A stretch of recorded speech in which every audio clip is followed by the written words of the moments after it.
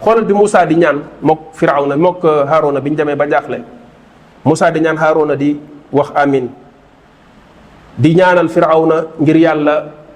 alak ko yàq alalam ji nekk ci loxoom ndax yàlla da koo jox alal jox ko ab taaru àdduna poñetu àdduna moom Firawna ak ñamu àndal ñu bew di gàllankoor jaami yàlla yi ba duñu mën a topp seen borom.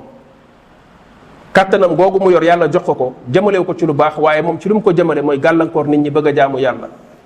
yàlla ne kon na nga yàq seen alal yi ba du leen amal njariñ du leen amal barke seen xol yi na nga ko tëj ba mu dëgër fasu ba sax du ñu nangoo dugg ci mbaax du ñu nangoo jub ba keroog mbugal di leen fekk. yàlla subhanahu wa taala ne leen nangu naa seen ñaan boobu qad ujibat da'watukuma léegi kon yéen taxaw leen ci li leen war te loolu ngeen bàyyee moo ko man la. jox naa leen garanti ne li ngeen ñaan dinaa ko def waaye nag kañ laa koy def loolu nekkatul seen domaine yéen li leen war mooy taxaw leen ci li leen war ci mbaax gi ma leen sant moo tax fastaqima sax leen te loolu leen koy may muy muñ wala tattabi'anni sabila alladina la ya'lamun ñi fiy nekk xamuñu di def loo xam ne teguwul ci xam-xam di réeral jaam ñi fexe leen ba bu leen topp seeni yoon kon yéen sax leen ci lu baax rek te ngeen bàyyi ma man ak li ngeen ma ñaan dinaa ko def. alimam ibnu jarir bi muy tafsir aaya boobu daf ne borom xam-xam yi nee nañ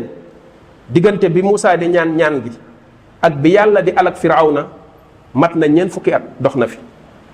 te ba mu ko ñaanee la ko yàlla ne woon nangu naa ko dinaa ko def waaye dinaa ko def loolu ci programme yàlla la jëm du sa programme yow doomu aadama